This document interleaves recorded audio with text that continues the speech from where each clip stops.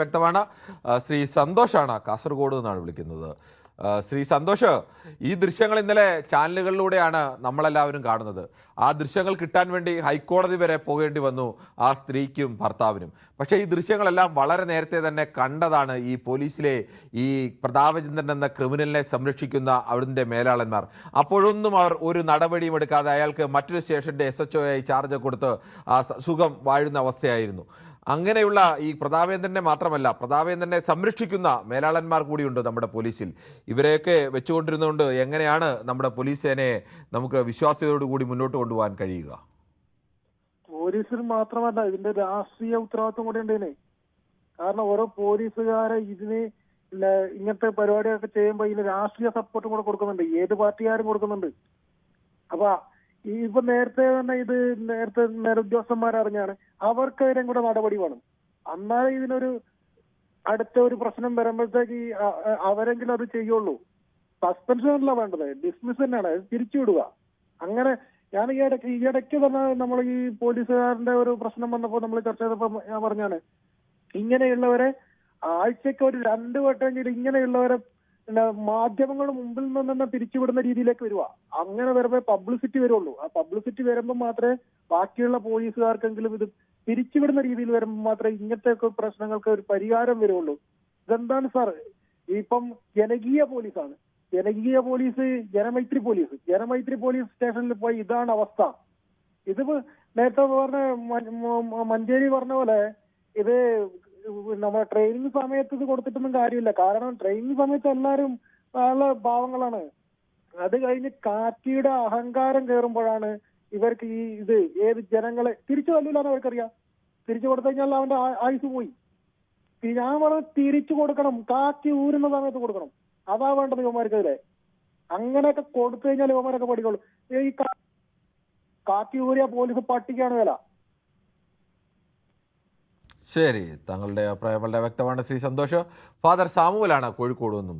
Father Samuel, പണ്ട് രാജാക്കന്മാരുടെ കാലത്തും ഈ ബ്രിട്ടീഷ് ഭരണകാലത്തും ഒക്കെ ഉണ്ടായിരുന്ന ഒരു പോലീസ് സംവിധാനമുണ്ട്. നാട്ടുകാരെ മുഴുവൻ അടിച്ച് തകർക്കുക, മിന്നൽ പോലീസ്, ഇടിയൻ പോലീസ് എന്നൊക്കെ പറഞ്ഞ് അങ്ങനെയൊക്കെയുള്ളവരാണ് മികച്ച പോലീസ് എന്നൊക്കെയാണ് കരുതിയിരുന്നത്. പക്ഷേ ഈ പുതിയ കാലത്ത് പോലീസ് സ്റ്റേഷനിൽ ചെല്ലുന്ന ഒരാളെ പോലും അവരോട് ഏറ്റവും മാന്യമായി പെരുമാറണമെന്ന് എല്ലാ നിർദ്ദേശങ്ങളും കൊടുത്ത് അത്തരം തീരുമാനങ്ങളൊക്കെ എടുത്ത് നിൽക്കുന്ന ഒരു കാലത്തെ പോലീസുകാരാണ് അവിടെ ചെന്ന ഒരു സ്ത്രീയോട്, അതും ഗർഭിണിയായ ഒരു സ്ത്രീയോട്, 2 കൈക്കുഞ്ഞുങ്ങളുമായി ചെന്ന ഒരു സ്ത്രീയോട് അവരുടെ ഭർത്താവിനെ അവരുടെ മുന്നിലിട്ട് തല്ലുന്നത് കണ്ട് സ്വാഭാവികമായും പ്രകോപിതയായി അവർ കരഞ്ഞ് നിലവിളിക്കുമ്പോഴാണ് അവരുടെ മുഖത്തടിക്കുന്നത് ഈ പോലീസുകാരൻ. അയാൾ എന്നിട്ട് ഇപ്പോഴും ഈ ഇന്നലെ ദൃശ്യങ്ങൾ ചാനലുകൾ പുറത്തുവിട്ടില്ലെങ്കിൽ അയാൾ ഇന്നലെയും നീതി നടപ്പാക്കാനായി അയാൾ നിന്നേനെ. ഇന്നലെയും ഞങ്ങൾ വിളിക്കുമ്പോൾ അയാൾ ഒരു കോൺഫറൻസിൽ ഇരിക്കുകയാണ്. നമ്മുടെ കേരളത്തിൻ്റെ നമ്മുടെ നിയമമേഖലയെല്ലാം സംരക്ഷിക്കാൻ വേണ്ടിയുള്ള ഏതോ കോൺഫറൻസിൽ അയാൾ ഇരിക്കുകയാണ്. അങ്ങനെയുള്ളവരൊക്കെ ഈ സംരക്ഷിക്കുന്നത് യഥാർത്ഥത്തിൽ ആരാണ്? Good evening. മുൻപ് ഇങ്ങനെയുള്ള സംഭവങ്ങൾ ഉണ്ടായിട്ടുണ്ടല്ലോ. ഉണ്ട്, പലപ്പോഴും ഉണ്ടായിട്ടുണ്ട്. ഉണ്ടായിട്ടുണ്ട്. എന്നിട്ട് എന്ത് ആക്ഷൻ എടുത്തത്? ഒരു ആക്ഷനും ഇല്ല. തൽക്കാലം ഒരു സസ്പെൻഷൻ, അത് കഴിഞ്ഞാൽ പിന്നെ പ്രൊമോഷനാണ്.